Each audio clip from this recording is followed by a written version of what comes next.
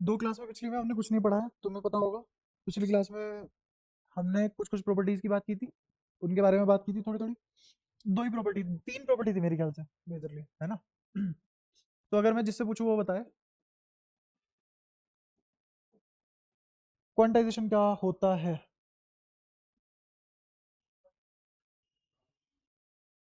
एक लाइन में बता दे, बस एक लाइन में क्या फॉर्मूला बता दे। N E. एन क्या है, ये एन क्या है? N integer. बहुत ही बढ़िया, शाबाश। ई की वैल्यू जिससे पूछूंगा वो बताएगा, तू बता। वैल्यू ऑफ ई। क्यों पर, क्या गलती रह गई मेरी? क्या किया ऐसा मैंने जो नहीं याद? हाँ, ई की वैल्यू। शाबाश। और ये क्यू क्या है? क्वांटाइजेशन तो नाम है इस प्रोसेस का। ये क्यू क्या है, ये वाला क्यू? क्यू, हाँ, नेट चार्ज। क्या ये जीरो हो सकता है? जीरो हो सकता है ना। मैंने हो सकता है तो हाँ ही बोलोगे ना। होगा तो तुम अपनी तरफ से बोलोगे मे और मे नॉट भी।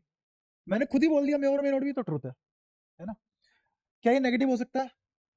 क्यू नेट क्या नेगेटिव हो सकता है? क्यू नेट क्या पॉजिटिव हो सकता है? अरे छोटी छोटी बातें फटाफट हाँ ना में बोल आगे बढ़ो। अब ईमानदारी से बताओ आज की क्लास के लिए, क्योंकि अब हम पढ़ेंगे ना, ऐसे पूरी जिंदगी तुम्हारा वेट थोड़ी ना करेंगे, तुम पढ़ के आ रहे हो नहीं आ रहे हो।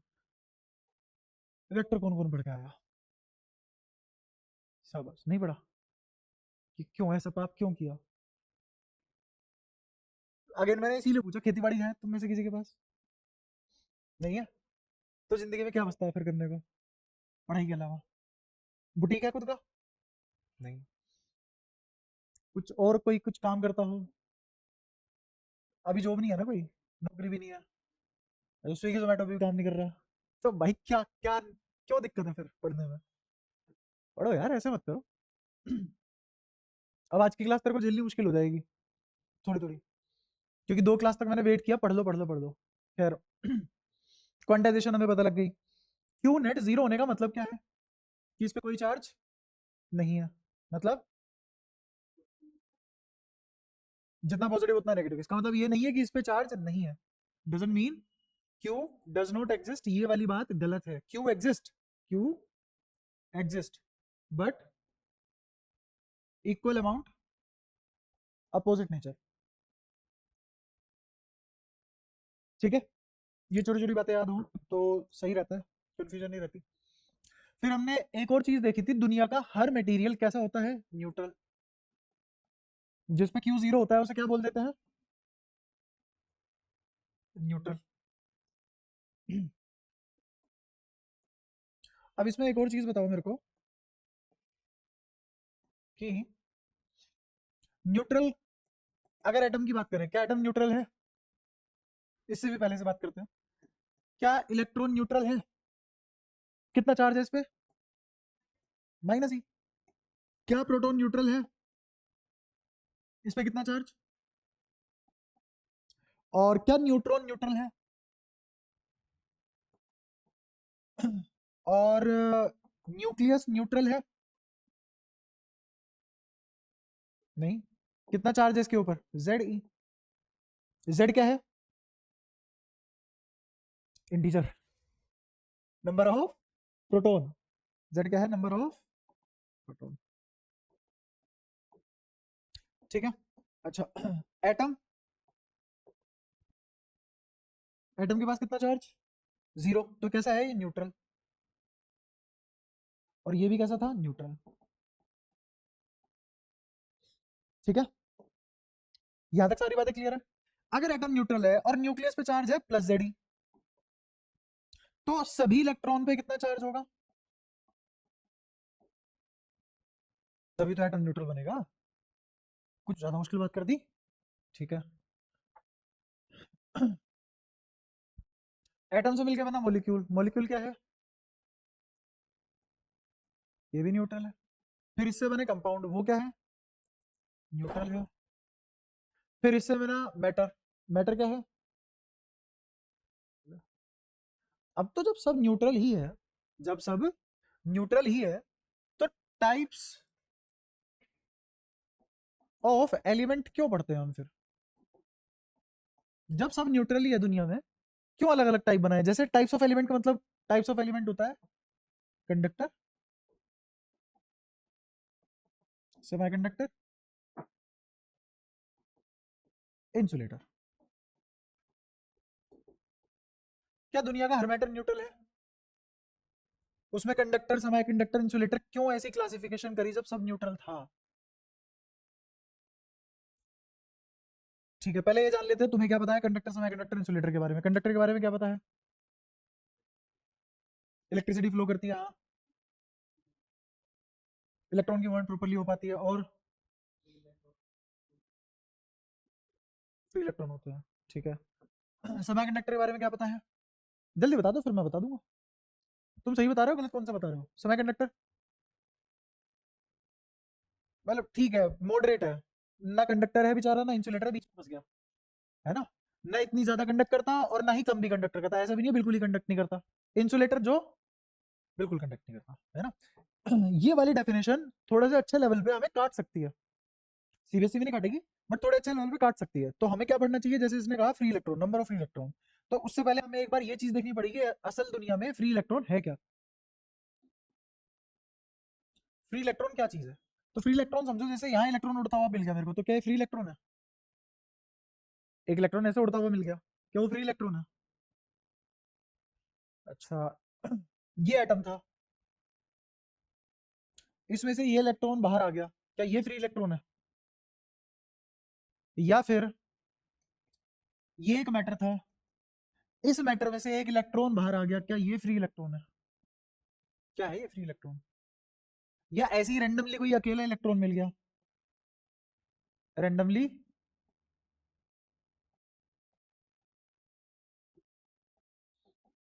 रोमिंग एलोन इलेक्ट्रॉन, ऐसी कोई घूमता हुआ मिल गया फ्रीली, है ना, जैसे कि मोस्टली स्टूडेंट। तो क्या वो फ्री इलेक्ट्रॉन हुआ? अब इन तीन चीजों में से कौन है फ्री इलेक्ट्रॉन दुनिया में? किसको बोलते हैं हम फ्री इलेक्ट्रॉन? ऑप्शन दे देता हूँ, इसको मैंने नाम दिया है ए, इसको मैंने नाम दिया है बी, इसको नाम दिया है सी। करोड़ मेरे पास है नहीं, तो ऑप्शन डी में दे नहीं रहा, तो तुम कुछ नहीं जीतोगे, बस आंसर सही बताओगे। कितने लोग हैं ए? बी वाले कितने लोग हैं? तो दोनों में? अच्छा ठीक है, कितने लोग सी हैं?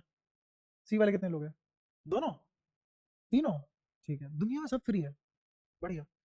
असलियत में फ्री इलेक्ट्रॉन में सिर्फ ए आएगा, ये भी गलत है, ये भी गलत है, इसका भी मतलब फ्री इलेक्ट्रॉन नहीं होता, इसका भी मतलब फ्री इलेक्ट्रॉन नहीं होता। ठीक है। हमारी दुनिया में, हमारी पढ़ाई लिखाई की दुनिया में, जिसको हम फ्री इलेक्ट्रॉन बोलते हैं वो एटम से फ्री होके आता है, मटेरियल से फ्री होके नहीं आता। कहां से फ्री होके आता है? ये इलेक्ट्रॉन किस काम का है मेरे? क्या करूंगा मैं इस इलेक्ट्रॉन से? हाँ फ्री है, क्या करूंगा मैं उसका?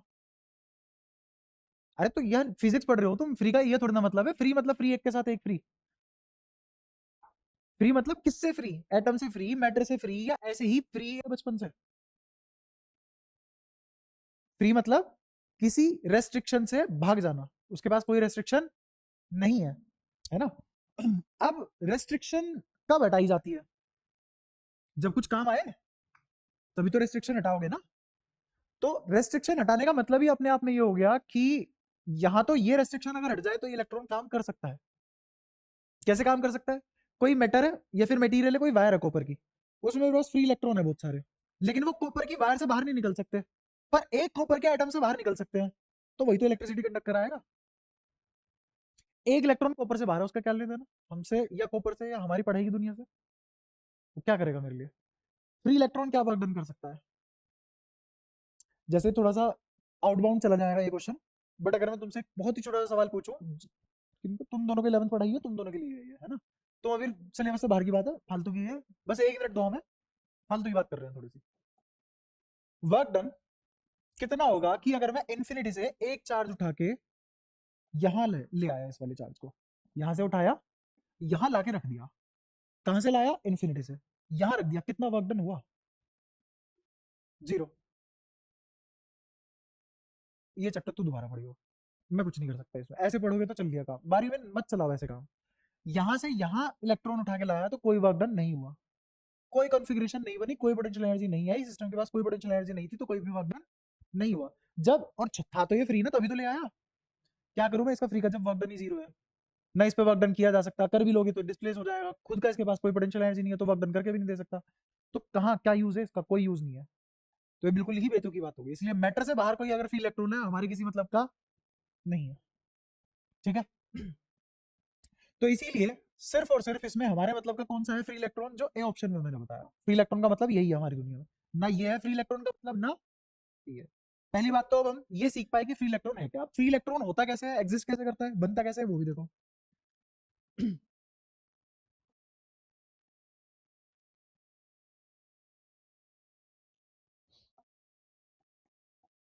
फ्री इलेक्ट्रॉन फॉर्मेशन कैसे होती है, थोड़ी बहुत केमिस्ट्री पढ़ी होगी तो समझ जाओगे, नहीं भी आए तो स्किप कर देना, तुम्हारे कोई खास मतलब का है नहीं है। ये न्यूक्लियस है जिसपे चार्ज है प्लस जेड, इसके किसी nth ऑर्बिट में एक इलेक्ट्रॉन घूम रहा है, इसको फ्री कराना है, इसको nth ऑर्बिट से कहां ले जाऊं, इन्फिनिटी पे। इन्फिनिटी पे जाने के बाद क्या होगा, इन्फिनिटी पे जाने के बाद ये होगा, तुमने पढ़ा होगा अगर, इस इलेक्ट्रॉन की एनर्जी, इस इलेक्ट्रॉन की एनर्जी किसके बराबर होती है, -13.6 Z square by N square. ये किसकी एनर्जी है, बाइंडिंग एनर्जी है किसकी, इलेक्ट्रॉन की, बाइंडिंग एनर्जी है किसकी, इलेक्ट्रॉन की। अगर एन को मैंने क्या करा दिया, इनफाइनाइट करा दिया, अगर एन इन्फिनिटी को अप्रोच करेगा तो ई किसको अप्रोच करेगा, ई एनर्जी है यहाँ, किसको अप्रोच करेगा, जीरो को। अब इसके पास एनर्जी कितनी हो चुकी है, जीरो हो चुकी है, तो जीरो कैसे कराया मैंने, इस एन को इन्फिनिटी पे अप्रोच करा दिया तो जीरो हो गया, पहली बात। दूसरी बात क्या हुआ, दूसरी बात यहाँ ये हुई कि मैं दूसरा तरीका ये भी तो बोल सकता हूँ, दोनों बातें एक ही है बट बताने का तरीका अलग है बस। मैं ये भी तो बोल सकता हूँ कि इसके पास पहले एनर्जी कितनी थी, -13.6 इलेक्ट्रॉन वोल्ट, मान लो इतनी थी, अब मैंने इसको इतनी ही एनर्जी प्लस में दे दी, तो अब कितनी एनर्जी होगी इसके पास, ये थी, ये दे दी, अब कितनी हो गई, जीरो, और पहले कितनी थी, ये थी बाइंडिंग एनर्जी नेगेटिव की, उतनी ही पॉजिटिव दे दी, अब इसके पास कितनी एनर्जी होगी टोटल, बाइंडिंग एनर्जी कितनी होगी total, zero. Binding energy zero मतलब वो बाइंड ही नहीं कर सकता, अब इलेक्ट्रॉन को जब बाइंड नहीं कर सकता तो हो गया ना एटम से फ्री। तो ऐसे किसी भी इलेक्ट्रॉन को फ्री करवाया जाता है, क्या देके, एनर्जी देके, या तो इलेक्ट्रॉन एनर्जी एब्जॉर्ब कर लेगा और आ जाएगा एक्साइटेड में, और जब इतना एक्साइट हो जाए कि इन्फिनिटी पे पहुंच जाए, इनफाइनाइट ऑर्बिटल में पहुंच जाए, तो वो फ्री हो जाएगा। उसी को कहने का दूसरा मतलब ये हो गया कि जितनी उसके पास बाइंडिंग एनर्जी की कमी थी, जितनी नेगेटिव बाइंडिंग एनर्जी थी, उतनी ही पॉजिटिव एनर्जी तुम अपनी तरफ से दे दो तो वो फ्री हो जाएगा। क्या फ्री इलेक्ट्रॉन फॉर्मेशन समझ आ गई, ऐसे दुनिया में आता है, पैदा होता है हमारा फ्री इलेक्ट्रॉन। ये जो इलेक्ट्रॉन आया अब तुम्हारे पास निकल के, यही फ्री इलेक्ट्रॉन है, हर इलेक्ट्रॉन को फ्री इलेक्ट्रॉन नहीं बोलते। ये तो एक एटम से आया, ऐसे कितने सारे एटम होंगे, बहुत सारे। तो जब बहुत सारे एटम में से ऐसे इलेक्ट्रॉन बाहर आ जाते हैं तो एक इलेक्ट्रॉन क्लाउड बन जाता है, जब ऐसे बहुत सारे इलेक्ट्रॉन हो जाते हैं तो क्या बन जाता है, एक इलेक्ट्रॉन क्लाउड बन जाता है। अब ये इलेक्ट्रॉन क्लाउड इंपल्सिव फोर्स पैदा करते हैं, क्या पैदा करते हैं, इंपल्सिव फोर्स पैदा करते हैं, और यही इंपल्स ट्रेवल करती है जिसको हम करंट बोल देते हैं। ये है असली कहानी, इसीलिए फ्री इलेक्ट्रॉन कंडक्टिविटी करा पाता है और कोई कंडक्टिविटी नहीं करा पाता, ठीक है। तो जो हमने ये पढ़ा कि जब सब कुछ न्यूट्रल था, दुनिया में सब कुछ न्यूट्रल था, ये तीन अलग अलग, मतलब नाम क्यों लिया हमने इनके तीन अलग अलग, तो इनमें क्या डिफरेंस है, इनमें डिफरेंस है नंबर ऑफ फ्री इलेक्ट्रॉन का, और नंबर ऑफ फ्री इलेक्ट्रॉन को दूसरी भाषा में क्या बोल सकते हैं हम, और अच्छी भाषा में अगर तुम्हें बहुत अच्छे से समझना हो तो उसको हम बोल सकते हैं कि इनकी चार्ज चार्ज कैरी करने की प्रॉपर्टी डिफरेंट है। क्या डिफरेंट है, चार्ज कैरी करने की प्रॉपर्टी, चार्ज क्या इस पे भी जीरो है, इस पे नेट चार्ज बोलो कितना, इस पे नेट चार्ज, इस पे नेट चार्ज, जब तीनों ही न्यूट्रल है तो फर्क कहां आया, property of carrying the charge, charge की कितनी क्वांटिटी ये कैरी करते हैं एक टाइम में, वो डिफरेंट डिफरेंट है। तो क्या है डिफरेंट, किस बेसिस पे डिफरेंट हुए, quantity of carrying the charge, और ये भी एक प्रॉपर्टी होती है। तो क्या लिखा जाएगा पूरा, property of quantity of carrying the charge. एक फ्री इलेक्ट्रॉन से कुछ नहीं होता, इलेक्ट्रॉन क्लाउड चाहिए होता है अपने को। सबसे ज्यादा किसके पास है, अगर मैं इसको नाम दे दूं x, तो सबसे ज्यादा x किसके पास है, कंडक्टर के पास। सबसे ज्यादा सॉरी सबसे कम किसके पास होगा, और मॉडरेट किसके पास होगा। जितना अब तक समझाया उसे पचाओ, कुछ नहीं समझ में आया तो पूछो, 10 बार पूछो, पर आगे तभी बढ़ना जब समझ में आ जाए, ठीक है। अब तक जो भी पूछना हो या जो समझ में ना आया हो बता दो, आगे पीछे जो भी करवा के तुम्हें जो भी पूछना है पूछ सकते हो। सारी बातें क्लियर है, तुम्हें ये भी समझ में आया, थे तो तीनों न्यूट्रल ही, फिर भी अलग अलग नाम क्यों पड़ गए, क्योंकि जो चार्ज कैरी करने की प्रॉपर्टी है सबकी क्वांटिटी अलग अलग है, ठीक है। सबसे ज्यादा ये कैरी कर सकता है, ये कम, ये और भी कम, ठीक है। तो सबसे ज्यादा फ्री इलेक्ट्रॉन किसके पास मिलेंगे, कंडक्टर के पास। उससे कम फ्री इलेक्ट्रॉन सेमीकंडक्टर के पास। उससे कम फ्री इलेक्ट्रॉन, ऐसा कहना भी गलत हो सकता है कभी कभी, चीजें एग्जैक्ट पढ़नी है, बुद्धि लगती है। असलियत में सही क्या होगा कि इनके पास इतनी एनर्जी है, इनके पास इतनी एनर्जी है कि इंपल्सिव फोर्स इजीली कैरी करवा सकते हैं। इनके पास फ्री इलेक्ट्रॉन बेशक ज्यादा हो, पर एक इलेक्ट्रॉन पे फ्री एनर्जी कम होगी। जैसे मान लो इसको फ्री कराने के लिए मेरे को कितने चाहिए, इसको फ्री कराने के लिए मेरे को चाहिए प्लस 13.6 इलेक्ट्रॉन वोल्ट, एक इलेक्ट्रॉन को फ्री कराने के लिए इतनी एनर्जी चाहिए। ये क्या energy required to free the electron, example ले रहा हूं, हमेशा ये नहीं होगी। यहां कितनी चाहिए होगी, यही एनर्जी यहां चाहिए होगी लगभग प्लस इससे लगभग 3 गुना ज्यादा, तो कितना आ जाएगा,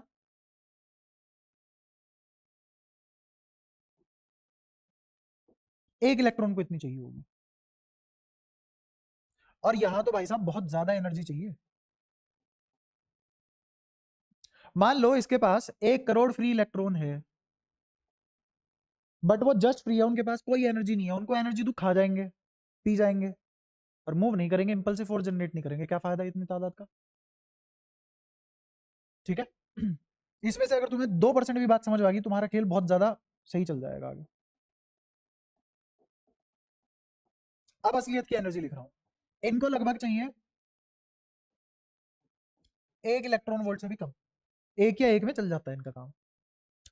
इनको लगभग 1.5 से 3.5 इलेक्ट्रॉन वोल्ट चाहिए होती है, इनको 3.5 से भी ज्यादा एनर्जी चाहिए होती है। ये मैं दोबारा बताऊंगा तुम्हें सेमीकंडक्टर में सब, ये सब दोबारा कहां पढ़ेंगे, सेमीकंडक्टर में। बट तुम तब तक यूज टू हो जाओगे, तुम्हारे लिए वो चैप्टर इतना नया नहीं बचेगा जब मैं पूरी फिजिक्स पढ़ा दूंगा, क्योंकि हम हर चीज रिलेट करते हुए आ रहे होंगे, तो वहां पे बहुत कम बातें बचेंगी उस चैप्टर में करने को जो नहीं होंगी, कुछ भी नया नहीं होगा। ये बताओ, ये सारी बातें अब तक समझ आई।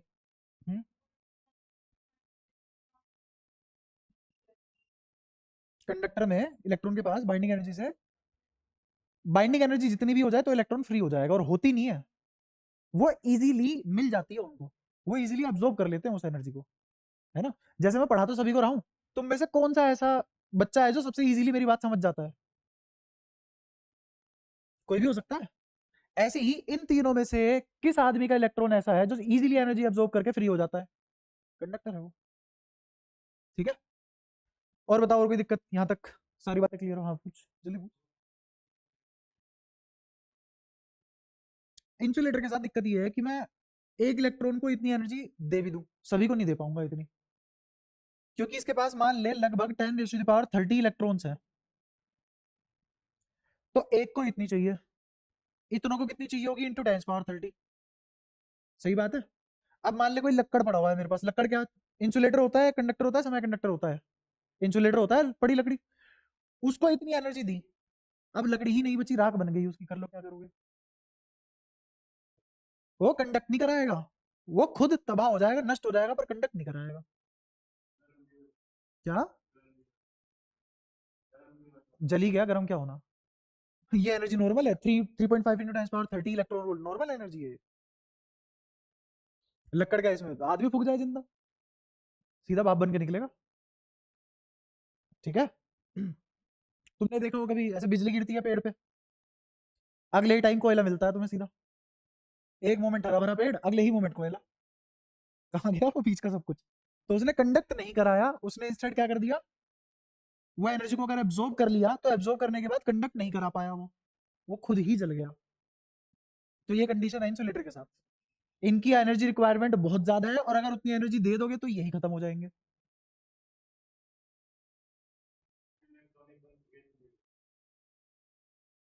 एनर्जी ज्यादा, जैसे मान ले तू पहलवान है, ठीक है, और तेरे को 1.5 किलो खाना दिन का लगता है अपनी पहलवानी मेंटेन करने के लिए, तेरा कंपटीशन है, ठीक है, तो एक वैलिड कैंडिडेट है। वहीं पे ही ये एक मान ले, ये भी एक वैलिड कैंडिडेट है, ये 5 ग्राम से खाना खाना ही नहीं खा पाता फालतू, इसकी लड़ाई उससे है, मतलब तेरे से है जो 1.5 किलो खाना खा रहा है। तो अगर मैं चाहूं भी ये तेरे से लड़ ले, इसको 1.5 किलो खिला दूं तो ये मर ही जाएगा, पहलवान ही नहीं बचा। समझ पा रहा है? ऐसे ही अगर मैं इसको इसकी रिक्वायरमेंट वाली एनर्जी खिला दूं, इसको अगर मुझे कंडक्टर बनाना हो तो मुझे इतनी एनर्जी देनी पड़ेगी एक इलेक्ट्रॉन को, तो अगर सभी इलेक्ट्रॉन को इतनी एनर्जी दे दूंगा तो इंसुलेटर ही खत्म हो जाएगा, मटेरियल नहीं बचेगा भैया। इलेक्ट्रॉनिक कॉन्फ़िगरेशन छोड़, तुमने सब खत्म कर दिया इसका, ठीक है। कोई दिक्कत यहाँ तक? आगे नंबर ऑफ इलेक्ट्रॉन चेंज होने से क्या बनता है? Ion. Number of proton change होने से क्या बनता है? नया एलिमेंट। याद है ये सब बातें? ठीक है।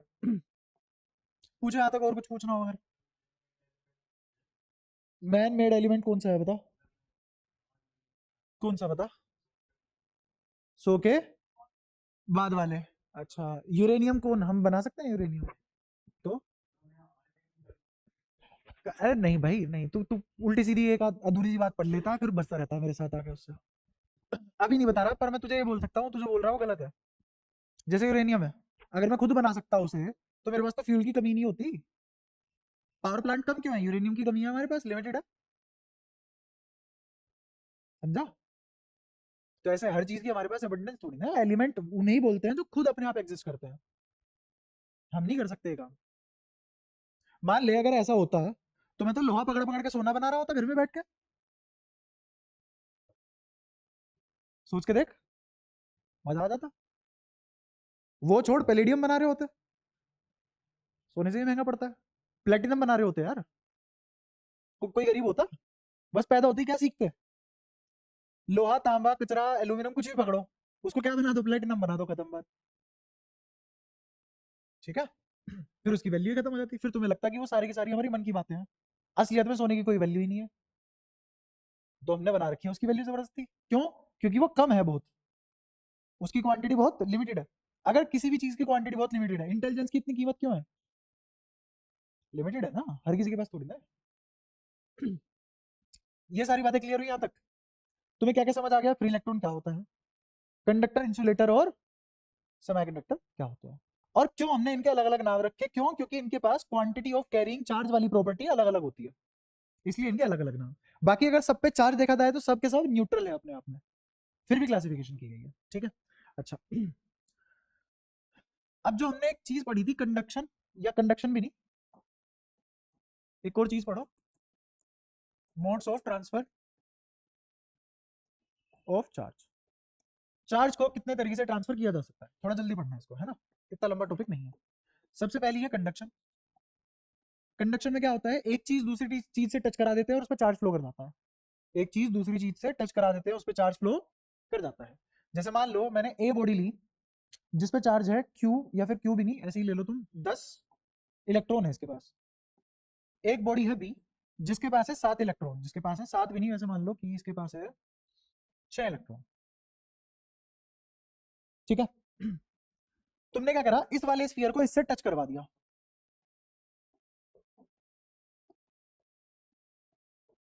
इस स्फीयर को इससे टच करवा दिया। अब जिस पे ज्यादा चार्ज है उस पे से कम वाले पे जाएंगे ना, क्योंकि दोनों क्या होना चाहते हैं, न्यूट्रल। ये याद रखना, इसका रीजन बाद में बताऊंगा। दुनिया की हर चीज क्या होना चाहती है? न्यूट्रल होना चाहती है, न्यूट्रल होने पे स्टेबिलिटी बढ़ती है। खैर ये सब बात बाद में करेंगे। तो एवरी मैटर अप्रोचेस या tries to approach in neutrality, ठीक है। तो ये क्या चाहेगा, न्यूट्रल हो जाए। न्यूट्रल कब होगा, जब जितना नेगेटिव उतना पॉजिटिव। इसको लगेगा यार मेरे पास कम नेगेटिव है, इसके पास ज्यादा नेगेटिव है, दोनों शेयर कर लेते हैं, तो क्या हो जाएगा, न्यूट्रल शायद थोड़ा बहुत अचीव कर लेंगे हम, है ना। तो ये तो ही चाहेगा ये ले ले, तो इससे इस पे इलेक्ट्रॉन फ्लो करेंगे, इससे इस पे इलेक्ट्रॉन फ्लो करेंगे। ये 10 इलेक्ट्रॉन है और ये 6 इलेक्ट्रॉन। ये फ्लो करेंगे तो फ्लो करने के बाद क्या होगा, इस पे इलेक्ट्रॉन बढ़ेंगे कि घटेंगे? घटेंगे। और इस पे इलेक्ट्रॉन बढ़ेंगे। तो क्या लिटरली कुछ इलेक्ट्रॉन, कितने, n इलेक्ट्रॉन क्या इधर आ गए? यही तो क्वांटाइजेशन था कि चार्ज इंटीग्रल मल्टीपल में ही फ्लो कर सकता है। ऐसा नहीं होगा कि ये 10, इसके पास अब कितने हो गए 7, इसके पास कितने हो गए 9, फिर इसके पास कितने हो गए 8, इसके पास भी कितने हो गए 8। क्या अब इसके पास भी 8 है, इसके पास भी 8 है?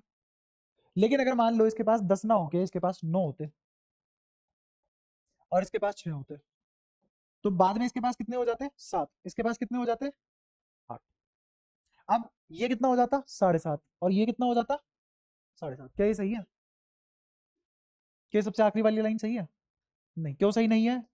क्योंकि आधे होने पर इलेक्ट्रॉन नहीं ट्रांसफर होते, वो इंटीग्रल मल्टीपल में ही ट्रांसफर होते हैं। क्लियर है? ठीक है।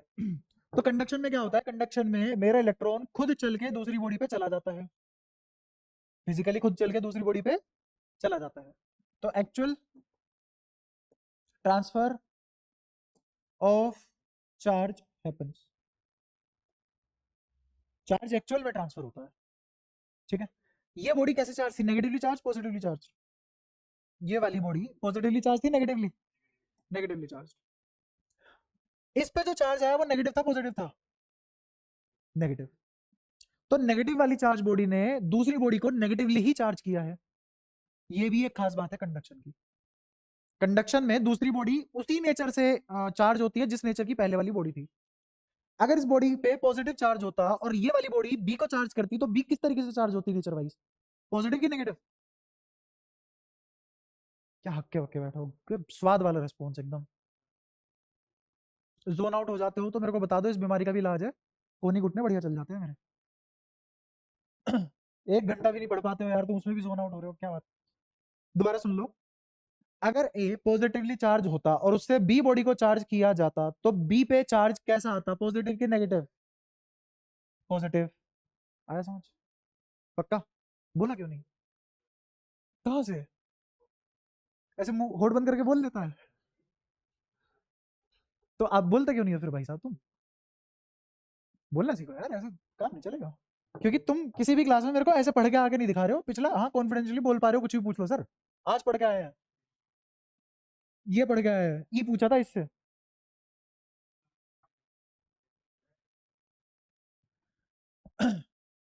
कंडक्शन समझ आया? अब एक और होता है जिसमें होता है रबिंग, ये दूसरा मोड है। इसमें कैसे होता है, बाय फ्रिक्शन बॉडी चार्ज होती है। बॉडी चार्ज कैसे होती है, बाय फ्रिक्शन। ये था पहला मोड, ये है दूसरा मोड। फ्रिक्शन कैसे, किसी भी दो बॉडी को रब कर दो तो क्या जनरेट होगी, फ्रिक्शन। क्या जनरेट होगी, फ्रिक्शन। जब फ्रिक्शन जनरेट होगी तो चार्ज ट्रांसफर हो जाएंगे, जब फ्रिक्शन जनरेट होगी तो चार्ज ट्रांसफर हो जाएंगे। अब इसमें अगर इतनी सी बात कर लेंगे, इतनी सी बात करके मतलब आगे बढ़ा जा सकता है, पर अगर तुम्हें थोड़ा सा अच्छे से समझना हो तो इसको थोड़ा सा एग्जांपल से समझना। जैसे मान लो मैंने अपने ये 2 हाथ लिए और इनको रब किया ऐसे, तो कुछ टाइम बाद ये गर्म हो जाएंगे। क्यों हुए गर्म?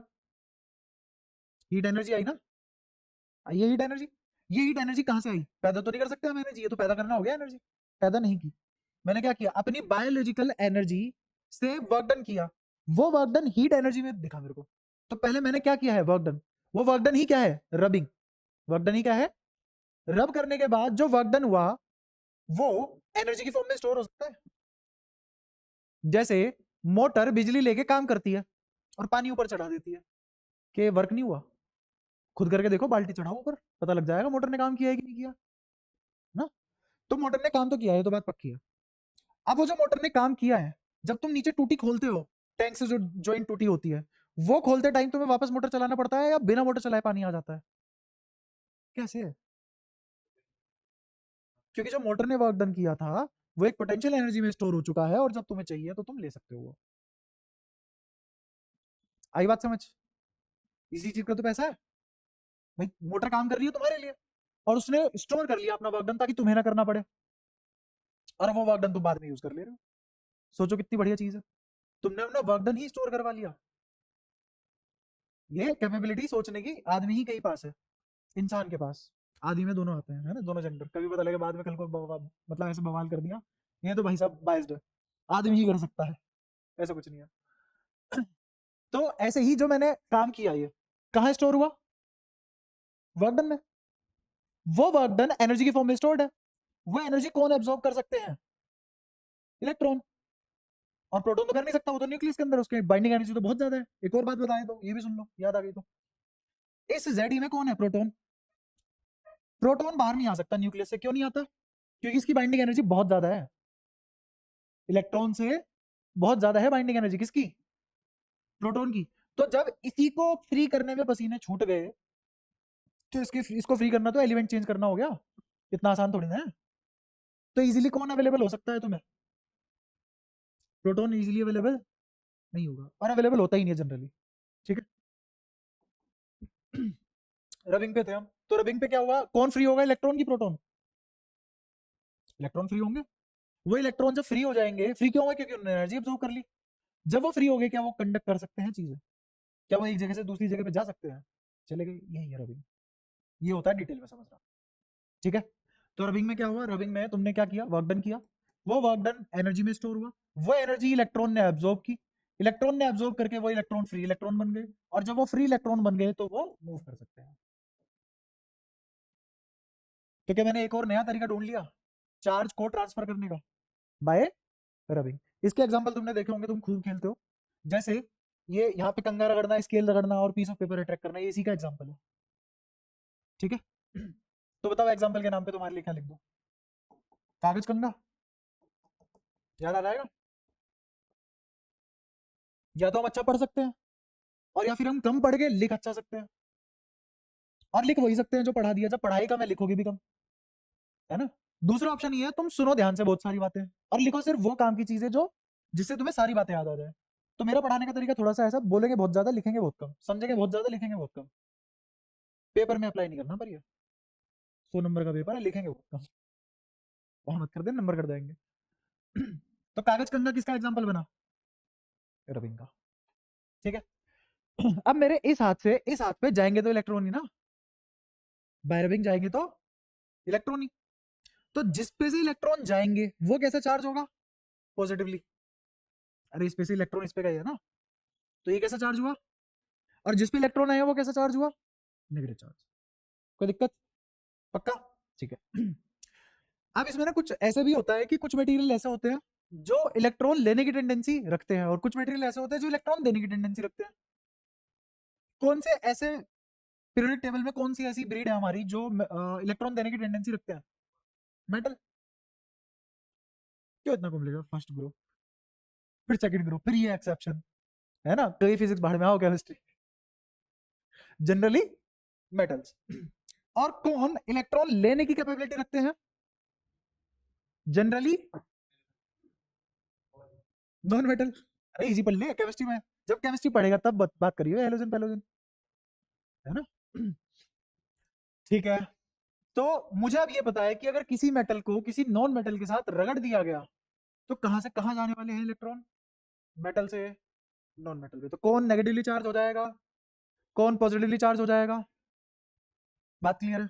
ये सब कहां से आ रहे हैं कॉन्सेप्ट, क्या ये समझ में आ चुका है, इससे ज्यादा डेटा पेपर करने की जरूरत इस पे, आ गया ना समझ पक्का।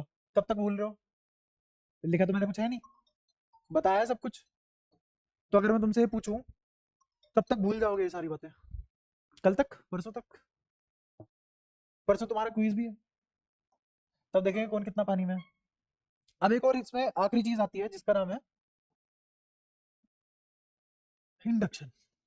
ये आखिरी मोड है, चार्जिंग बाय इंडक्शन। इंडक्शन एक थोड़ा सा जादुई फेनोमेना है। कैसे, मैं यहाँ पे कोई चार्ज बॉडी लेके आया जिसपे चार्ज है क्यू, जिसपे चार्ज है क्यू, यहां एक बॉडी रखी जो न्यूट्रल है। कैसी है ये, इसके बगल में जब ये चार्ज रखा तो मान ले प्लस क्यू था, न्यूट्रल होने का मतलब इसके पास कोई चार्ज नहीं है, क्यू नेट जीरो है, तो मतलब जितने पॉजिटिव उतने नेगेटिव। तो यहाँ पे पॉजिटिव नेगेटिव फैले हुए हैं, हर तरफ पॉजिटिव नेगेटिव यूनिफॉर्मली डिस्ट्रीब्यूटेड है। ये पॉजिटिव क्यू क्या करेगा भाई साहब, नेगेटिव वाले आओ,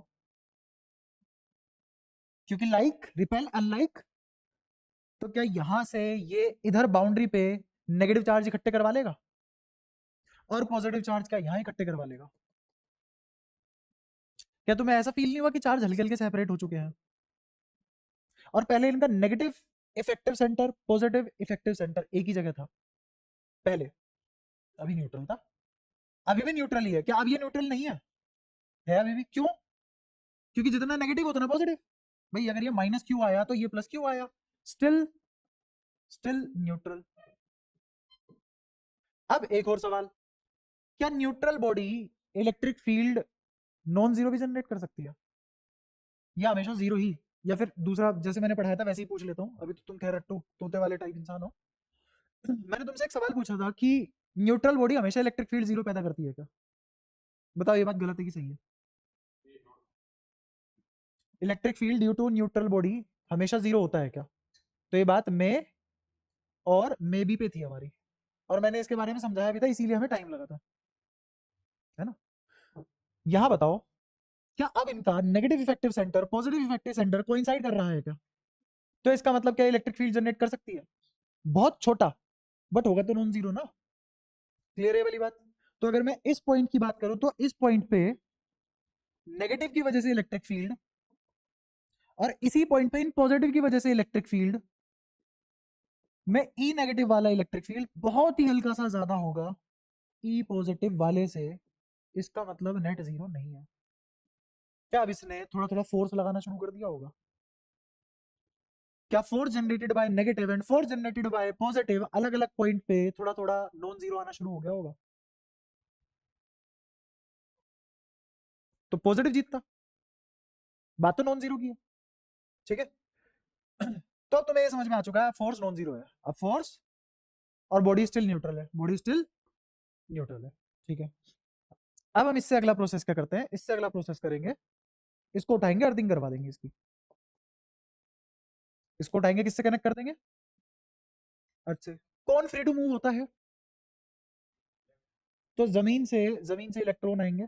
जमीन से कौन आएंगे? इलेक्ट्रॉन आएंगे। कितने इलेक्ट्रॉन आएंगे? तो ये हिस्सा क्या हो गया, और यहां इस हिस्से में क्या बच गया? तो क्या अब ये बॉडी चार्ज होगी? इसे कहते हैं charging by induction. Charging by induction. ठीक है। हम क्या बोलते हैं, हम ये नहीं बोलते कि जमीन से इलेक्ट्रॉन आ गए, हम ये नहीं बोलते। हम क्या बोलते हैं, जो कहने में अच्छा लगता है वो बोलते हैं। हम ये बोलते हैं ये पॉजिटिव चार्ज जमीन में चले गए, ये पॉजिटिव चार्ज। हम बोलते हैं ऐसे हैं, पर सही क्या है? इलेक्ट्रॉन जमीन से आए हैं, क्योंकि मूव सिर्फ कौन कर सकता है? इलेक्ट्रॉन मूव कर सकता है। बट हम बोलने वाली भाषा में क्या बोलेंगे कि ये पॉजिटिव चार्ज जमीन में चले गए। तो ये हिस्सा तो हो गया न्यूट्रल, बचा इधर जो इसने खींचा था माइनस क्यू, तो अब ये बॉडी चार्ज हो गई बाय माइनस क्यू। अच्छा, बॉडी जिससे मैंने चार्ज किया उस पे क्या नेचर था चार्ज का, और जो चार्ज हुई है उस पे क्या नेचर आया चार्ज का? तो सिर्फ यही एक ऐसा प्रोसेस है जिसमें दूसरी बॉडी अपोजिट नेचर से चार्ज होती है, और कोई फिजिकल कॉन्टैक्ट नहीं है, कोई फिजिकल कॉन्टैक्ट। क्या तुम्हें चार्जिंग बाय इंडक्शन समझ आता है? कोई डाउट यहां तक? पक्का? सारी बातें क्लियर है? क्या अर्थ को सन चार्ज कर सकता है? सन चार्ज कर सकता है? कर सकता है। इंडक्शन? अरे इंडक्शन को फिजिकल कॉन्टैक्ट नहीं चाहिए। बट अब अर्थ किसके साथ अर्थिंग करेगा? अर्थ अब किसके साथ अर्थिंग करेगा? भाई इस पे चार्ज तभी तो डेवलप हुआ ना जब अर्थिंग की। बिना अर्थिंग के क्या इस पे चार्ज था? सेपरेट हो चुका था, बट था तो अभी भी न्यूट्रल। चार्ज कब डेवलप हुआ? जब अर्थिंग हुई। अब अर्थ किसके साथ अर्थिंग करेगी? खुद के साथ। तो क्या अगेन सन अर्थ को चार्ज कर सकता है? हाँ, चार्ज को इन्फ्लुएंस कर सकता है, चार्ज नहीं कर सकता। ऐ तो सब में बिजली दौड़ जाती। मई में मान लो किस दिन सूरज बढ़िया चमक गया, तो उसी मई में मेडे आ जाता। मेडे मतलब परले। हाँ, ज्यादा चार्ज हो गए और अर्थ अर्थिंग के साथ हो गई। हमारे अंदर इलेक्ट्रॉन आ रहे हैं बढ़िया करके जमीन से, और जिस अमाउंट का इलेक्ट्रॉन आएगा वो इतना खतरनाक होगा कि एक्सरे हो जाएंगे तुम्हारे खड़े खड़े। हाँ, कर सकता है। कर रहा है कि नहीं कर रहा है वो तो अलग बात है, पर कर सकता है। Earth can influence the charge on the earth, but can not charge it. Earth neutral ही रहेगी। अर्थ कैसी रहेगी? न्यूट्रल। अभी बात करेंगे इस पे, एक और लाइन रिलेट करवानी है, वो भी रिलेट करवाऊंगा। पहले तुम्हें ये तीनों मोड समझ में आए? कौन कौन से मोड याददाश्त देख लेते हैं तुम्हारी, कौन कौन से मोड? पहला कौन सा था? दूसरा? दूसरा अलग अलग क्यों बोल रहे हो? रबिंग, अच्छा। और दूसरा क्या बताया तुमने? दूसरा नाम क्या बताया?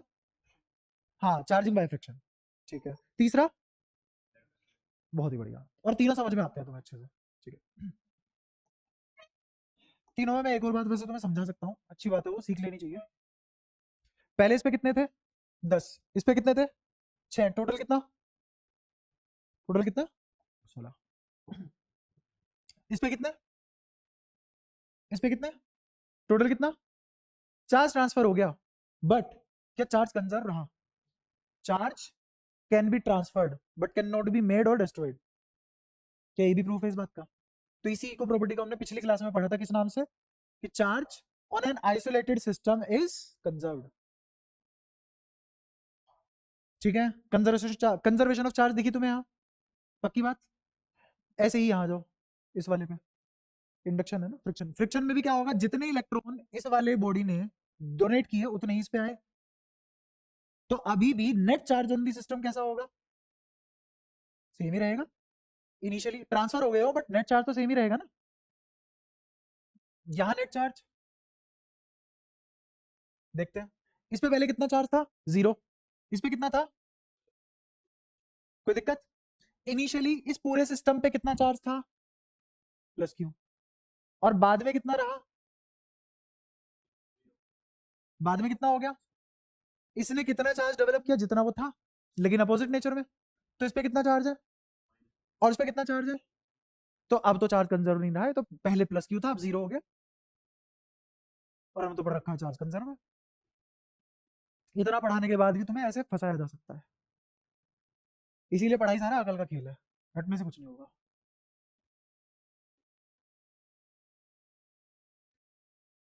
हम्म, ये तो तुम रीजन बता रहे हो कि ये माइनस क्यू क्यों हो गया।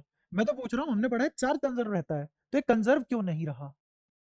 ये पहले प्लस क्यू था, अब माइनस क्यू क्यों है, या अब 0 क्यों हो गया है? मेरा क्वेश्चन भी समझ पा रहे हो तुम क्या कहना चाह रहा हूँ मैं? क्वेश्चन है कि चार्ज कंजर्व रहना चाहिए था, कंजर्व क्यों नहीं है? वही, इतना ही अर्थ पे कम होगा, ठीक है, बट मैं तो इस सिस्टम की बात कर रहा हूँ ना। तो तुमने लाइन पे ध्यान नहीं दिया, मैंने कहा है charge on an isolated system is conserved. कौन सा सिस्टम? आइसोलेटेड, उस पर ध्यान देना है। क्या ये सिस्टम अर्थ से कनेक्ट होने के बाद आइसोलेटेड रहा? नहीं। जब आइसोलेटेड नहीं रहा, कंजर्वेशन क्यों करेंगे हम? अब समझ आया? क्या मैंने अपनी स्टेटमेंट दो कॉन्सेप्ट पढ़ाते पढ़ाते साथ में तीसरा कॉन्सेप्ट निकलवा लिया है, और तुम्हें समझ में भी आया, या मैं बस अपना पढ़ा पढ़ा के खुश हूँ? तुम्हें आ भी रहा है? हाँ, तो चार्ज किस पे कंजर्व रहता है? आइसोलेटेड सिस्टम मतलब बाहर से, बाहर वाला अंदर और अंदर वाले बाहर को छेड़े नहीं, कोई छेड़खानी अलाउड नहीं है। अंदर की बाहर, बाहर से अंदर कोई छेड़खानी अलाउड नहीं है। यहां तक सारी बातें क्लियर है? अब मैं तेरे को छेड़ा, तो फिर गेट नीचे तेज मार के जाएगा किलस के। मैं नहीं गुस्सा होता, तू गुस्सा होता है, और किलसता भी तू ज्यादा, और बुरा भी तू मानता है। मैं तो तेरे भले के लिए तेरे को डांट दूंगा, पर उसको तू ज्यादा बुरा मानेगा। तेरा डांट दो, ये भाई इसकी ख्वाहिश है, देखो, और टीचर से डांट पड़ता है, मजा आ जाएगा। हाँ। तो आइसोलेटेड सिस्टम पे बात थी। आइसोलेटेड सिस्टम अगर होता है तो चार्ज कंजर्व होता है, आइसोलेटेड नहीं होता तो हम कंजर्वेशन देखते ही नहीं, पहली चीज।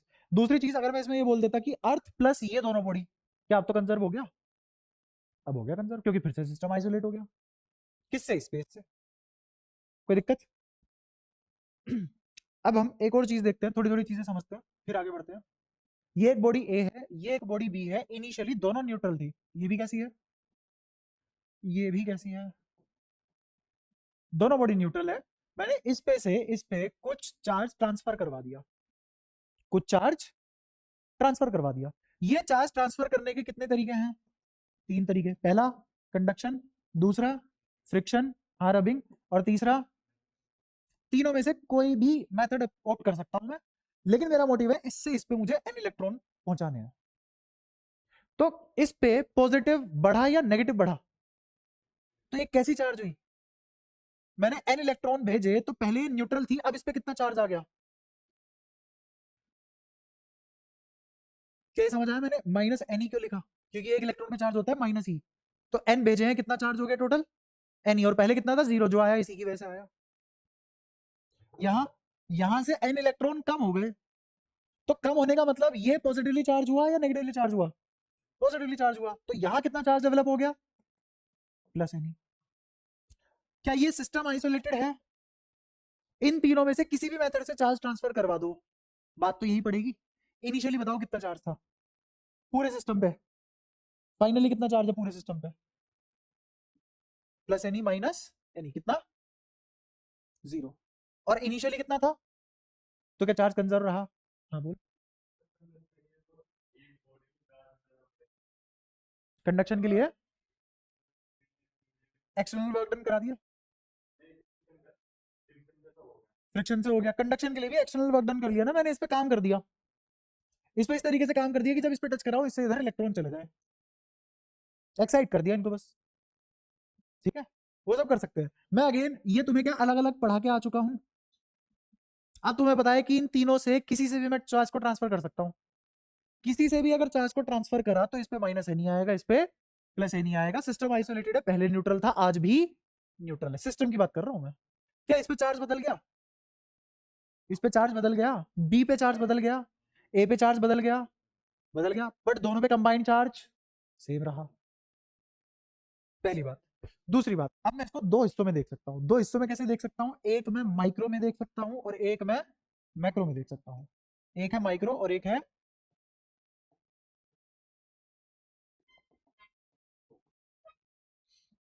क्या फर्क है दोनों में वो भी सीखते हैं। जब मैं माइक्रो देखता हूं, एक लाइन में खत्म करता हूं अपनी बात।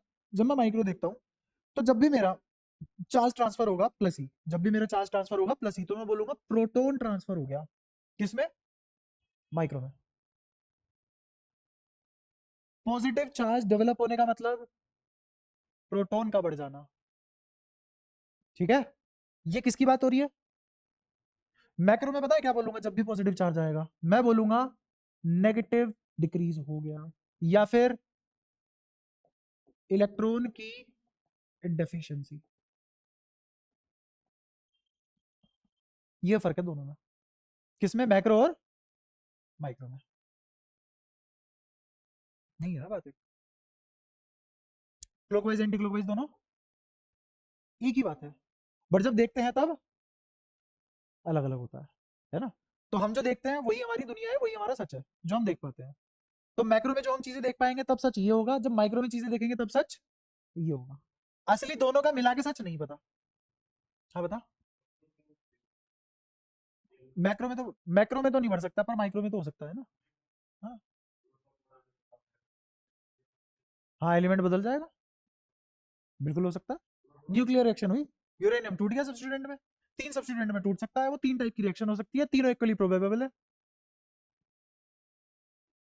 जियोन स्ट्रोंटियम इन सब में टूट गया यूरेनियम, एलिमेंट भी बदल गया। हम नहीं बना रहे, वो न्यूक्लियर रिएक्शन है वो। ठीक है। तो यहाँ पे भाषा क्या इस्तेमाल होती है कि पॉजिटिव मतलब प्रोटॉन ट्रांसफर, पॉजिटिव चार्ज आने का मतलब प्रोटॉन ट्रांसफर, और मैक्रो में पॉजिटिव चार्ज आने का मतलब इलेक्ट्रॉन की कमी हो जाना। ठीक है। पहली चीज तो ये पढ़ी हमने माइक्रो और मैक्रो में। चलो ठीक है, ये तो रटने वाली बात थी, हमें समझ में आ गई, हमने रट लिया क्योंकि हमें डिफरेंस चाहिए था, हमने सीख लिया। बट असलियत में हो क्या रहा है वो समझते हैं। असलियत में ऐसा हो रहा है कि जब भी तुम मैक्रोस्कोपिक लेवल की बात करते हो तो तुम चार्ज गिन सकते हो। दोबारा से, जब तुम मैक्रो की बात कर रहे हो तो चार्ज नहीं गिन सकते, माइक्रो में चार्ज गिन सकते हो। यहां पे काउंटिंग प्रिंसिपल वैलिड होते हैं। काउंटिंग प्रिंसिपल गिन सकते हो, ये गिनना ही तो हो गया, और क्या करा है तुमने? असलियत में अगर अकल बड़ी हो तो क्वांटाइजेशन यहाँ पे इस तरीके से पढ़ा के निकल जाता हूँ बस मैं एक लाइन में। ऐसे अलग से 2 दिन पीटता नहीं हूँ उस कॉन्सेप्ट को, वो बच्चों वाला ही कॉन्सेप्ट है। क्योंकि तुम जैसे पढ़ते हुए आए हो 11वीं तक, 11वीं तुमने पास कर ली, तो तुम्हें एक आदत पड़ चुकी है उस तरीके से पढ़ने की। अगर शुरुआत में मैंने उस तरीके से नहीं पढ़ा तो तुम गायब हो जाओगे, ये दिक्कत है। बाकी इसको इतना ही समय देना चाहिए क्वांटाइजेशन को समझने के लिए बस। बीच में आए क्वांटाइजेशन ये होती है, आगे बढ़ जाओ। क्योंकि यहाँ पे तुम काउंटिंग फॉलो कर सकते हो, गिन सकते हो कितना चार्ज इधर उधर हो रहा है, कितने इलेक्ट्रॉन पहुंचे हैं, कितने प्रोटॉन पहुंचे हैं, वो गिन सकते हो। हाँ, माइक्रोस्कोपिक वर्ल्ड में होती है, माइक्रोस्कोपिक दुनिया में ही होती है। ये दो दुनिया अलग अलग है, माइक्रोस्कोपिक दुनिया अलग है और मैक्रोस्कोपिक दुनिया अलग है। ठीक है, जैसे एग्जांपल अगर तुम्हें दूं, क्या तुम एक बाजरे और दूसरे बाजरे के दाने में फर्क बता पाते हो, या एक चीनी के दाने में दूसरे चीनी के दाने में डालते टाइम फर्क देखते हो? चीनी का दाना एक जैसा, सबके टेस्ट मीठा है, खत्म बात, इतने में हमारी दुनिया निबट जाती है, क्योंकि हमें सब एक जैसे दिख रहे हैं वो, क्योंकि वो छोटी दुनिया का आदमी है, हम बड़ी दुनिया के आदमी है। ठीक है, हैसियत की बात नहीं हो रही यहाँ पे, हैसियत वाइज बड़े छोटे, साइज साइज के हिसाब से बड़े छोटे, है ना, इंसानी बुद्धि ऐसी काम करती है, इसलिए टोका। अच्छा वहीं पे ही अगर मैं सब एटॉमिक दुनिया देखूं और अपनी ये वाली दुनिया देखूं, मैक्रो वाली, तो चीजें बहुत अलग तरीके से बिहेव करती है। वहां की दुनिया का सच और वहां की दुनिया के लोग बिल्कुल अलग है, यहाँ की दुनिया के लोग बिल्कुल अलग है। जैसे इसमें और इसमें फर्क बता पा रहा हूं, क्यों? क्योंकि मैं तुम्हारी दुनिया में जी रहा हूं। अब अगर मैं बहुत बड़ा होता, मेरा साइज होता अर्थ जितना बड़ा, और मैं उस दुनिया में रहता जहां पे हर इंसान का साइज अर्थ जितना बड़ा है, तो उसे तो ऐसे लगता है ये सारी चीटियां एक जैसी हैं। फर्क बता पाते हैं? तो वो फर्क पता करने के लिए उसी की दुनिया में घुसना पड़ता है, इसलिए दो बहुत अलग दुनिया है। ठीक है, यहाँ चीजें बिल्कुल अलग बिहेव करती हुई दिखाई देती है, वहां चीजें बिल्कुल अलग बिहेव करती हुई दिखाई देती है। ठीक है तो यहाँ काउंटिंग प्रिंसिपल लग सकता है, वैलिड है। और यहीं पे ही हम बोल सकते हैं कि इंटीग्रल मल्टीपल में इलेक्ट्रॉन एग्जिस्ट करते हैं, इलेक्ट्रॉन कह रहा हूँ, चार्ज, फंडामेंटल चार्ज किसके मल्टीपल में एग्जिस्ट करता है? इंटीग्रल मल्टीपल में एग्जिस्ट करता है। यहां तक ये बात पूरी हो चुकी है। ठीक है, जब तुम मैक्रो की तरफ जाओगे तो तुम्हारे पास ये एन वाली क्वांटिटी ऑलमोस्ट इनफाइनाइट हो जाएगी, ये वाली एन क्वांटिटी इनफाइनाइट हो जाएगी। और इन्फिनिटी मतलब कोई लिमिटेड थोड़ी ना है कोई चीज, वो मतलब जितना चार्ज ले लो खत्म ही नहीं हो रहा। समझ आ गया? तो जब यहाँ पे मेरे पास एन इन्फिनिटी है, तो क्या गिन सकते हो इस एन को? तो इस एन को तो नहीं गिना जा सकता। ठीक है, अगर ये एन गिना ही नहीं जा सकता, तो ये मेरे किस मतलब का है? तो यहाँ क्वांटाइजेशन नाम की कोई चीज नहीं होती। Quantization not applicable. यहाँ पे चीजें अलग अलग दिख रही थी, गिन रहे थे, यहाँ चीजें अलग अलग नहीं दिखेगी। जैसे अगर तुम्हें बोले इस चेयर के अंदर का आइटम देख पा रहे हो तुम? क्यों नहीं देख पा रहे? क्योंकि तुम्हें वो कंटिन्यूअस एक साथ एक जैसे दिखाई दे रहे हैं। जहां तुम्हें काला रंग दिखाई दे रहा है, हाँ ये इतने एनर्जी के इलेक्ट्रॉन इकट्ठे हो गए, एटम इकट्ठे हो गए, और सब एक जैसे दिखाई दे रहे हैं, उसका आउटपुट दिखाई दे रहा है ये काला कलर का एक स्पेस। ठीक है, तो ऐसे करके यहाँ पे क्वांटाइजेशन नहीं लगता, बट क्या लगता है? Principle of continuity of. तो प्रिंसिपल ऑफ कॉन्टिन्यूटी तो मत लिखो, बस कॉन्टिन्यूटी लिख दोगे तो भी बात बन जाएगी तुम्हारी। यहाँ पे क्या काम आएगी? कंटिन्यूटी। चीजें तुम्हें कंटिन्यूअस दिखनी शुरू हो जाएगी। कैसी दिखनी शुरू हो जाएगी?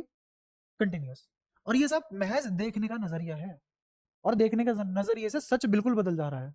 जैसे अगर मैं तुमसे पूछूं मैंने क्या बनाया अभी है, कि एक डॉटेड लाइन है, एक डॉटेड लाइन है ना।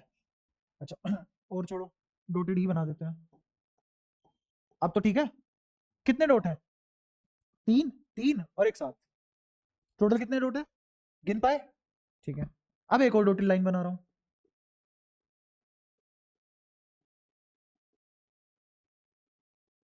तुम्हें टाइपिंग दिख रही है ना मेरी? गिनना कितने डॉट है? अब तुम्हें क्या दिखी? एक लाइन दिखी। क्या दिखी? लाइन दिखी। क्या हो गया? Quantization fail. यही हुआ है यहां से आने पे। क्लियर है सारी बातें? इसको प्रैक्टिकल वर्ड में ऐसे भी देख सकते हो कि मान लो सबसे छोटी करेंसी में 100 रुपए रख दूं, आने वाले टाइम में हो भी जाएगी सबसे छोटी करेंसी, वेट करो बस। सबसे छोटी क्वांटिटी क्या रख दूं मैं? 100 रुपए रख दूं। कोई सामान मुझे 1586 का पड़ रहा है, मैं खरीद पाऊंगा? नहीं खरीद पाएंगे। वहीं पे अगर मैं 1 रुपया रख दूं, छोटी क्वांटिटी, सबसे छोटी क्वांटिटी, आप खरीद पाऊंगा? तो रिलेटिवली चीज जितनी छोटी होती चली जाती है, कंटिन्यूटी उतनी ही बढ़ती चली जाती है। क्लियर है? तो इनमें कोई फाइन लाइन नहीं है कि इसके इधर मैं इसको गिनता हूं, इसके इधर इसको गिनता हूं, ऐसा कोई फाइन लाइन नहीं है। चीजें बहुत ज्यादा बड़े लेवल पे आ जाती है तो कंटिन्यूटी, और बहुत ज्यादा फाइन और माइन्यूट लेवल पे होती है तो डिस्क्रीट। डिस्क्रीट, और उसमें क्या फॉलो होता है? क्वांटाइजेशन। उधर क्वांटाइजेशन फॉलो नहीं होता। इसीलिए मैंने यहाँ पे देखो क्या बोला है, पॉजिटिव मतलब,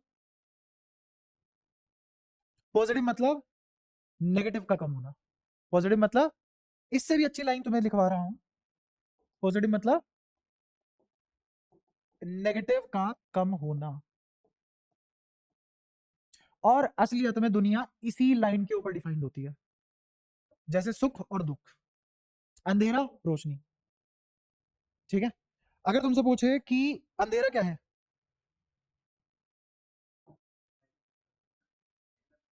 लाइट का ना होना, है ना। रोशनी का अभाव क्या है, अंधेरा है ना। ऐसे ही दुख क्या है, सुख का अभाव। जहां सुख नहीं है वहां दुख है ना। इसीलिए हमने बहाने बना रखे हैं खुश रहने के लिए, क्योंकि अगर खुश नहीं रहेंगे तो उसकी जगह कौन ले लेगा, तुम्हारे हाथ में नहीं, अपने आप हो जाएगा वो। ऐसे ही जहां पॉजिटिव कम होगा मतलब वहां नेगेटिव ज्यादा होगा, और जहां पॉजिटिव ज्यादा होगा वहां दोनों एक दूसरे की एब्सेंट अपोजिट नेचर है। अब समझ आया, पॉजिटिव नेगेटिव का असली मतलब ये होता है उल्टे होना एक दूसरे का। ठीक है, यहां तक सारी बातें क्लियर है।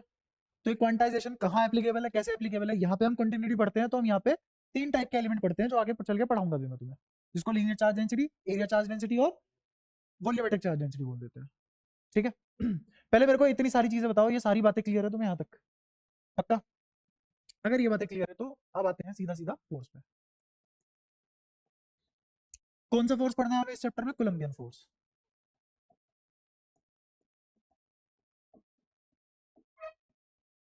कोलंबियन फोर्स की स्टेटमेंट है कि मेरा फोर्स जिन दो चार्ज को देख रहे हो उन दोनों की प्रोडक्ट और उनके बीच की सेपरेशन के स्क्वायर के ऊपर डिपेंड करता है।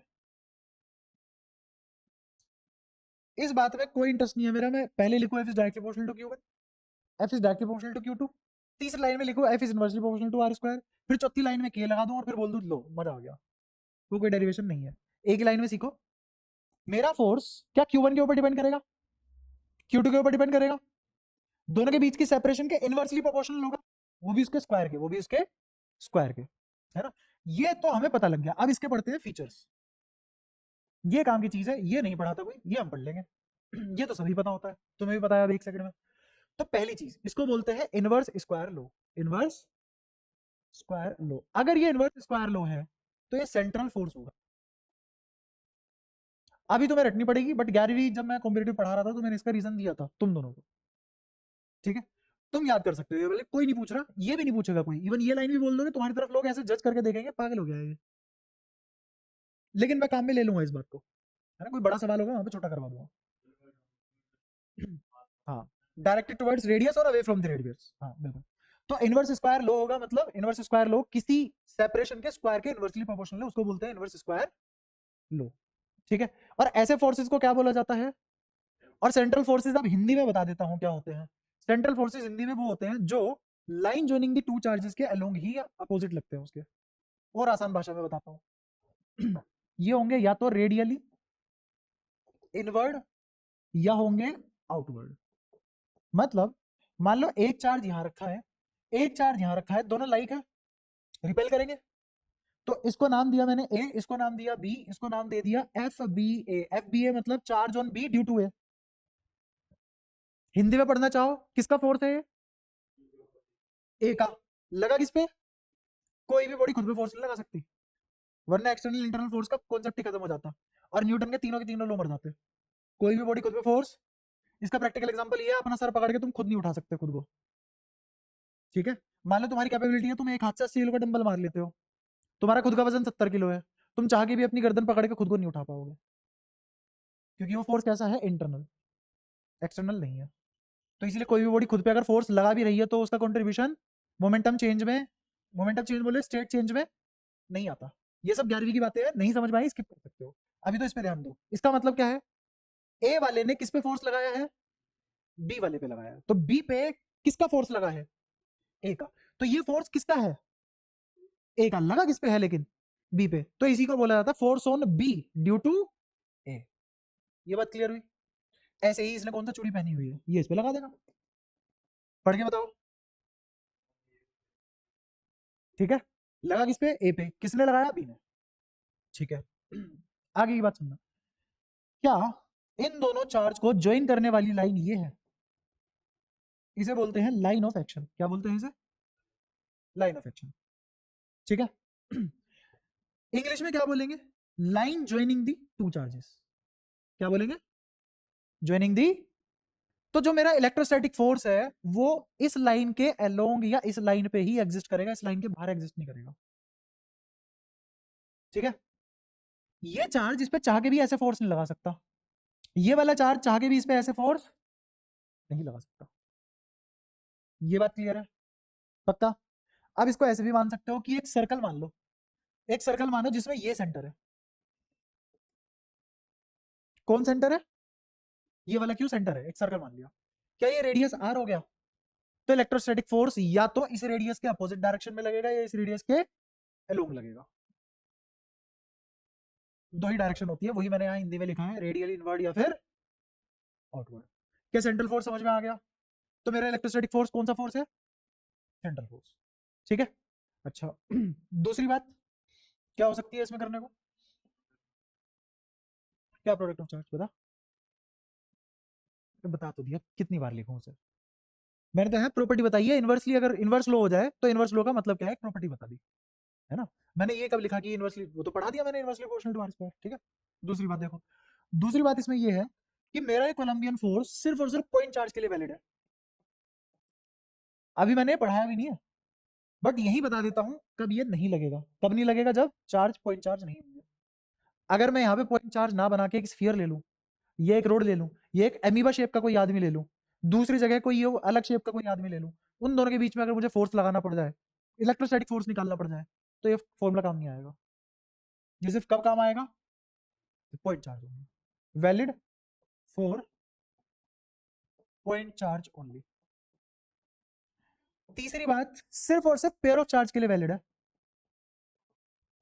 Valid for only a pair of charge. नहीं, उसका रीजन पोटेंशियल है। सुनो, इसका, हाँ इसका मतलब क्या है, सुनो आगे, इसका मतलब क्या है, इसका मतलब ये है कि हमेशा पेयर पे ही लगेगा, तीन चार्ज पे एक साथ नहीं निकाल सकते। अगर तुम्हें तीन चार्ज पे निकालना है तो कैसे करोगे? एक बारी में दो चार्ज उठाओगे, उनके बीच का निकालोगे, फिर अगली बारी बाकी बचे हुए दो चार्ज निकालोगे, उनके बीच का फोर्स उठाओगे, फिर तीसरी बारी जो बचे हुए दो हैं जिनका कॉम्बिनेशन तुमने नहीं लिया, उनके बीच का निकालोगे। क्या समझ में आया? एक टाइम पे तुम दो चार्ज के बीच में ही लगा सकते हो ये फॉर्मूला। ये फॉर्मूला चीख चीख के खुद बोल रहा है एक टाइम पे कितने चार्ज, तो पेयर के लिए वैलिड हुआ ना बस। क्या ये तीसरी बात पता लगी? चौथी बात कर लेते हैं।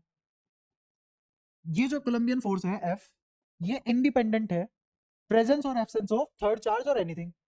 लिख के बताता हूँ क्या है। Force is, Coulombian force is, ये electrostatic force is independent of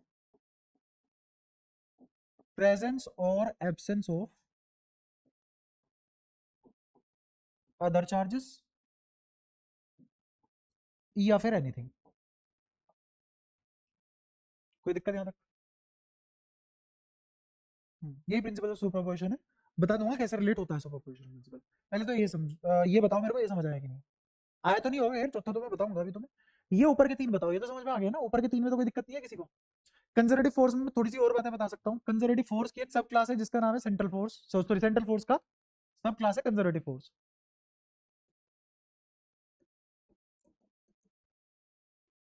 conservative force, conservative force real force होते हैं। कैसे फोर्स होते हैं?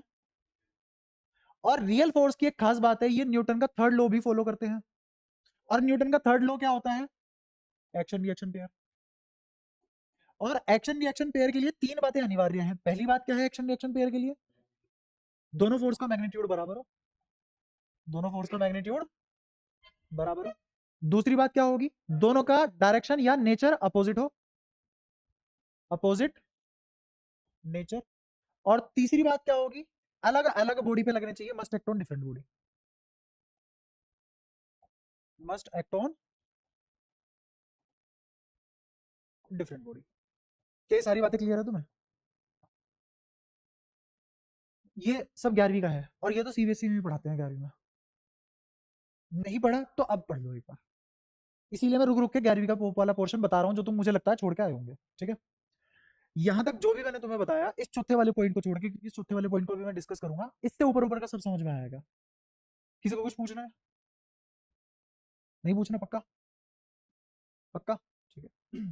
तेरे को भी आ ही रहा है सब समझ में, है ना? तेरे से मैं एक्सपेक्ट करके चल रहा हूँ कि तू इतना एक्सट्रोवर्ट नहीं है, तू बता देगा। नहीं आया समझ में? ठीक है। हाँ तुम लगे रहो, अब इसमें मजा आ गया तुम्हें सुन के, है ना? अब इसने अपने मतलब की बात कर दी। अभी हमारी उम्र में आ गया है, इंट्रोवर्ट एक्सट्रोवर्ट का खेल चालू हो चुका है। कौन सी पढ़ाई कैसी पढ़ाई, आओ ये बात करते हैं, मजा आता है।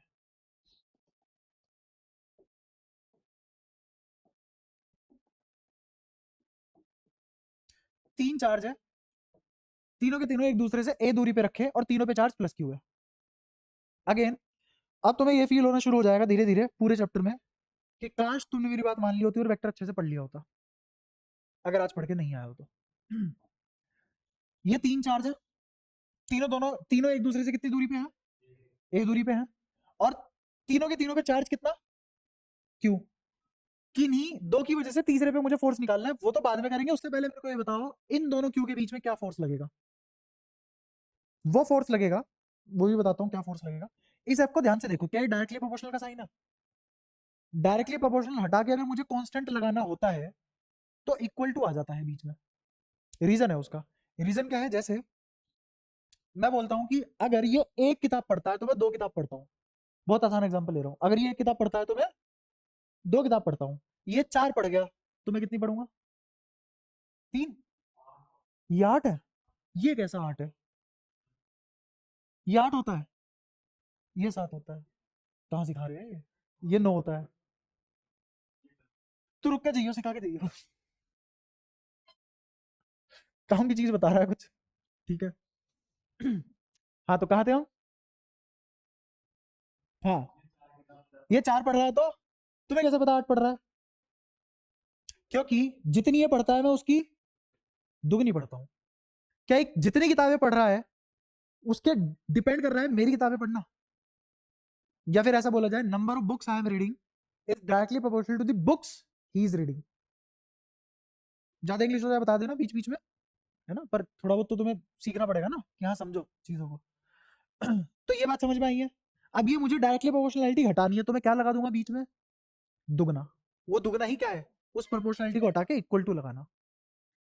और क्या वो दो कांस्टेंट फैक्टर है कि रूल है कि ये एक पढ़ेगा तो मैं दो पढ़ूंगा, ये दो पढ़ेगा मैं चार पढ़ूंगा, ये पांच पढ़ेगा मैं 10 पढ़ूंगा, ये 18 पढ़ेगा मैं 36 पढ़ूंगा। ये क्या है, नंबर ऑफ बुक जो ये आदमी रीड कर रहा है, ये क्या है, नंबर ऑफ बुक जो मैं रीड कर रहा हूँ। इसको मैंने मान लिया एक्स, इसको मैंने मान लिया वाई, तो मैं क्या बोल सकता हूँ कि मेरा वाई डायरेक्टली प्रोपोर्शनल है एक्स के। और ये प्रोपोर्शनलिटी हटाना है तो क्या लगाऊंगा, टू। तो y बराबर 2x लिख दूंगा। ये टू क्या है, कांस्टेंट ही तो है। तो प्रोपोर्शनलिटी हटा के कांस्टेंट का आना अनिवार्य होता है अगर इक्वल टू लगाना है। वही काम मैं यहाँ करने वाला हूँ। इसको हटा दूं, ये तो नोट्स में नहीं चाहिए तुम्हें।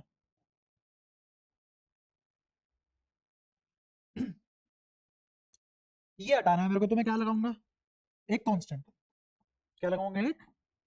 इस के बारे में बाद में बात करेंगे फिर कभी, है ना, फिर कभी क्या रास्ते में जर्नी में बता दूंगा मैं तुम्हें, पता भी नहीं लगेगा, के डिफाइन हो जाएगा बहुत बढ़िया तरीके से। ये आ गया मेरा फोर्स। इस के का नाम तुम्हें पता होना चाहिए, कोलंबियन कांस्टेंट या इलेक्ट्रोस्टैटिक कांस्टेंट। कोलंबियन कांस्टेंट या फिर इलेक्ट्रोस्टैटिक कांस्टेंट, इसमें कोई दिक्कत। अच्छा तो ये फोर्स का फॉर्मूला है, एक बार याद कर लो किसका, इलेक्ट्रोस्टैट का। इसकी कोई डेरिवेशन नहीं है, एक्सपेरिमेंटल फॉर्मूला है। कैसा फॉर्मूला है, एक्सपेरिमेंट कर करके निकाला गया। और ये वैल्यू भी जो के है अपने मन से नहीं रख दी, जैसे आपने वहां दुगनी रख दी थी अपने मन से, ऐसे नहीं रखेगी, ये निकाली गई है। ये किसी भी दो चार्ज के लिए कांस्टेंट सेम रहेगा हर फॉर्मूला में, ठीक है। तो फोर्स का फॉर्मूला बताना मेरे को यहाँ पे दोबारा से, Q1 Q2 अपॉन R क्या है, दोनों चार्ज के बीच की दूरी, दोनों चार्ज के बीच की दूरी, सेपरेशन, ठीक है। ये रेडियस नहीं है, कभी याद कर लो भाई, रेडियस का स्क्वायर। और फिर यहाँ पे ये मांगो मेरे से कि सर इसका स्क्वायर करना था हमें, तो ये तो आपने दिया नहीं, ये सब नहीं है, ठीक है। तो मेरे को इस चार्ज और इस चार्ज के बीच में नाम दे रहा हूं 1 2 3, पहले और तीसरे के बीच में फोर्स निकाल दो, के क्यू स्क्वायर अपॉन, क्या ये इसके और इसके बीच का फोर्स है, ठीक है। ये चार्ज नहीं था, प्रेजेंट नहीं था, तो फोर्स कितना आया, ठीक है।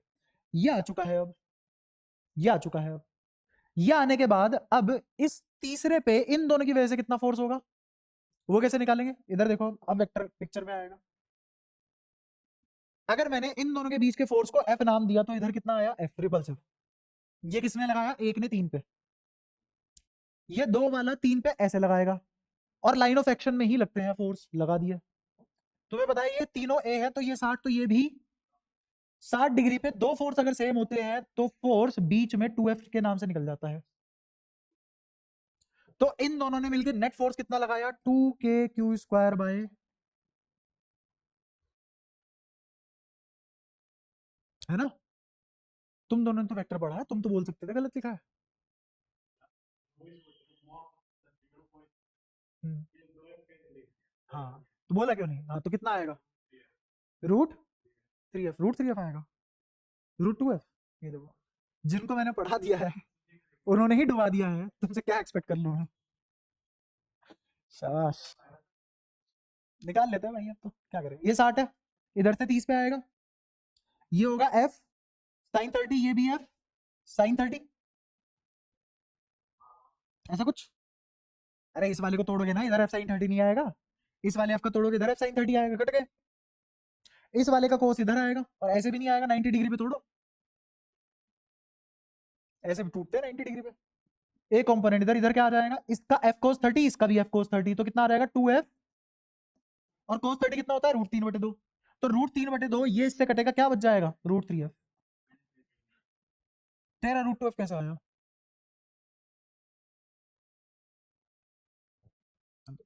मैं तेरे सामने फॉर्मूला लगा के सेम आंसर लाऊंगा, बता। हाँ ले, लगा। पहला F², दूसरे वाला F², फिर 2F² और दोनों के बीच का एंगल cos 60। इस cos 60 से दो गया क्योंकि cos 60 आधा होता है, गिन इनको 1 2 3, तो क्या 3 F² बाहर आ गया, F अंदर बचा √3 अभी तो आया। अगर तरीके बदलने से आंसर बदल रहे होते, मैथ्स फिजिक्स पढ़ते ही क्यों हम, ठीक है। ध्यान दो यार पढ़ाई पे, बहुत ज्यादा दिक्कत कर दोगे तुम तो मेरा फोर्स कितना आ गया, क्या रिजल्टेंट फोर्स है, ये आ गया नेट फोर्स। तो नेट फोर्स को लिखा जा सकता है √3 k² बाय, ये कौन सा फोर्स है, जो एक और दो ने मिलके 3 पे लगाया, जो एक और दो ने मिलके 3 पे लगाया। अब मेरा अगला सवाल, ये तुम्हें इतनी सी मैथ्स अगर आ गई हो तो मेरा अगला सवाल ये है कि वही सिचुएशन है, 3 चार्ज ए दूरी पे रखे हुए हैं,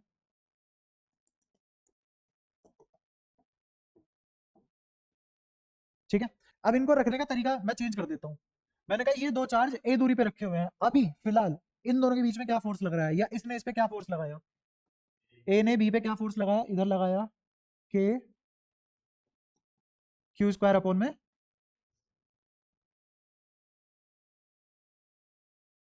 ठीक है।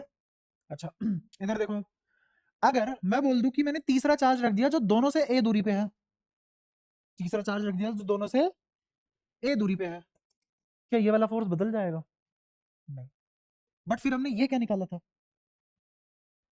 ये नेट फोर्स था। तो अब समझो इस बात को कि जो फोर्स बदला है वो कौन सा फोर्स है, वो नेट फोर्स है जो बदला है।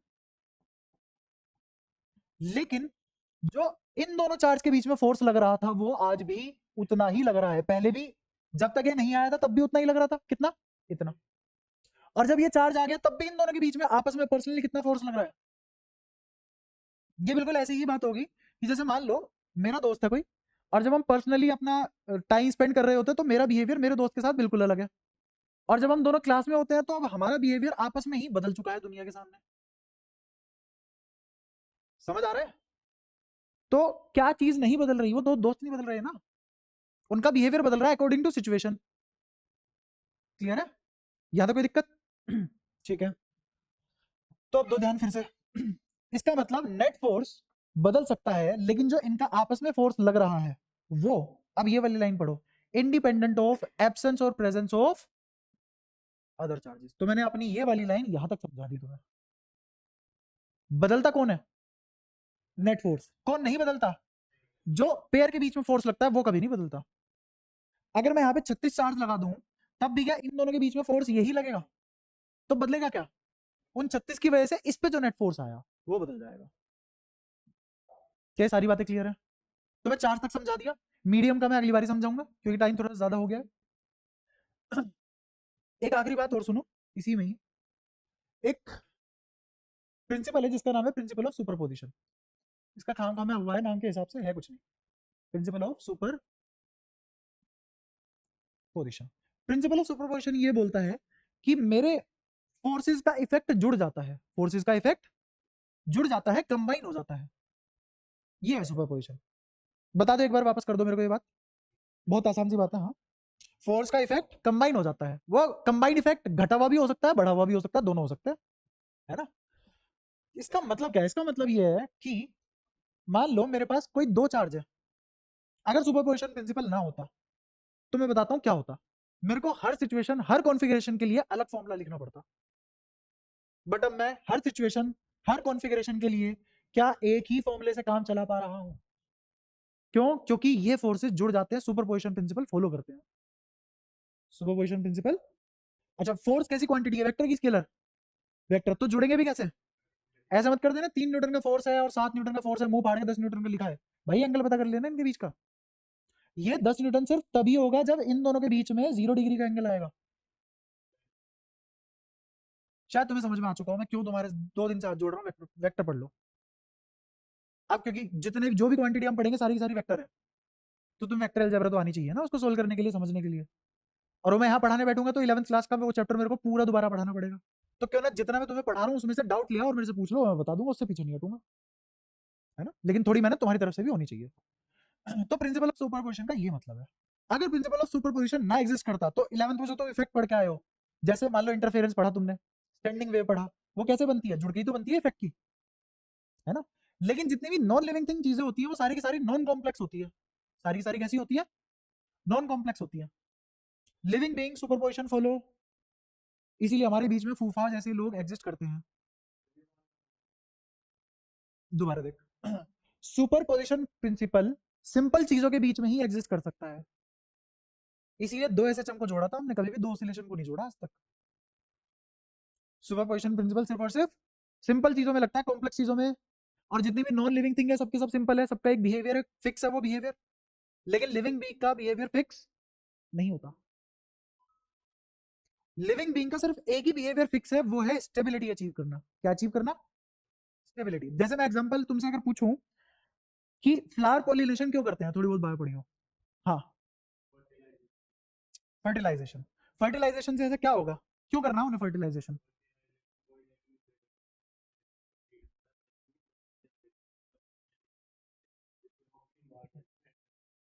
ताकि वो इस वातावरण, इस स्पीशीज में बने रहे, यही तो स्टेबिलिटी है। तो वो भी क्या कर रहा है? स्टेबिलिटी अचीव कर रहा है। ऐसे ही कोई भी घास, कोई भी घास क्यों उग जाती है? क्योंकि उसे अपनी ब्रीड को कायम रखना है ना। और नेचर स्पीशीज वाइज सोचता है, ऐसे नहीं सोचता ये इंसान ये कुत्ता। नेचर हमेशा कैसे सोचती है? Species wise. उसे मतलब नहीं है बच्चा आगे में कूदे, बुढ़ा आगे में कूदे, दोनों बराबर चलेंगे। ग्रेविटी सब पे बराबर लगती है, बच्चा कूदे, बुढ़ा कूदे, जवान कूदे, ग्रेविटी सब पे, कोई पार्शियलिटी नहीं है। नेचर स्पीशीज वाइज सोचता है, और वो क्या रूल क्या है हमारे दिमाग में? स्टेबिलिटी। क्या है? स्टेबिलिटी।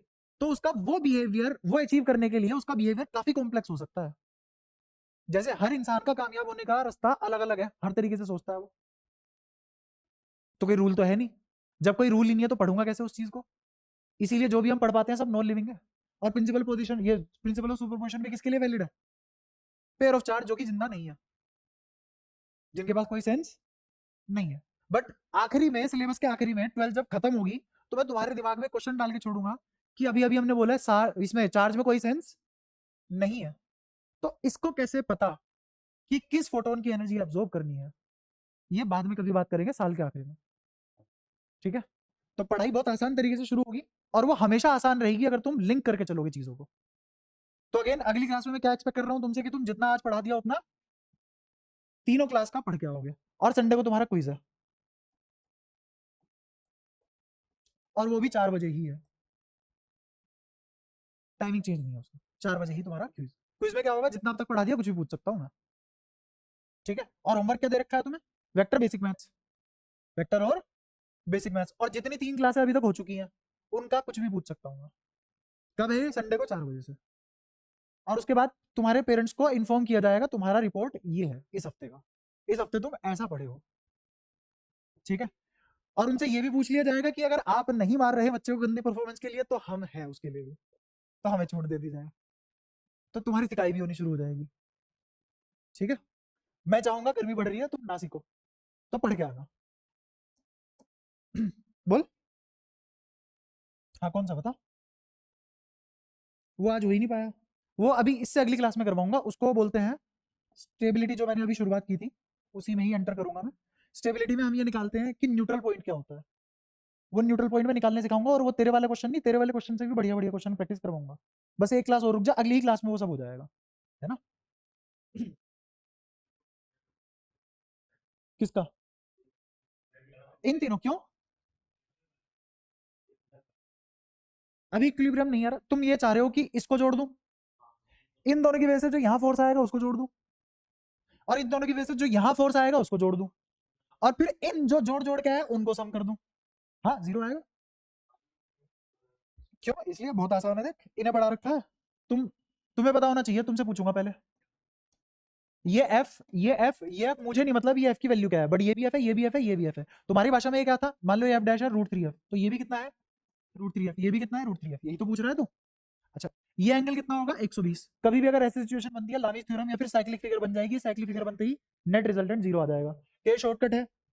अब यही शॉर्टकट तुम्हें तो पता है, अगर मैं तेरे को बताऊंगा तो ये 15-20 मिनट का काम है, पता है ना, देख ली थी ना वीडियो। हाँ हाँ, बिल्कुल लगेगा, जो पढ़ा दिया वो इसीलिए तो पढ़ाया ताकि लग जाए। तो ऐसे कर सकता है, इस √3f को यहाँ तोड़ ले, इस √3f को यहाँ तोड़ ले, 60 वाले कंपोनेंट कैंसिल हो जाएंगे, 60 वाले यहाँ जुड़ जाएंगे, इसके बराबर आ जाएगा, ये भी कैंसिल हो जाएंगे, और नेट इफेक्ट जीरो आ जाएगा। ठीक है, ऐसे जैसे इसने पूछा है तुम भी पूछ सकते हो, पढ़ के तो आओ पर। ठीक है, अगली क्लास में मिलता है, छुट्टी करते हैं तुम्हारी। जी लो अपना, 48 घंटे हैं तुम्हारे पास, 48 घंटे के बाद 4 बजे फिर मिलोगे तुम मेरे को क्विज के लिए। अच्छा, कल तुम्हारी मैथ्स की क्लास है 4 बजे, और उसके बाद केमिस्ट्री की है, मैंने कहा था शुरू हो जाएगी केमिस्ट्री। ठीक है, कल 4 बजे तुम्हारी मैथ्स की है, मैथ्स के बाद फिर केमिस्ट्री की है। ठीक है,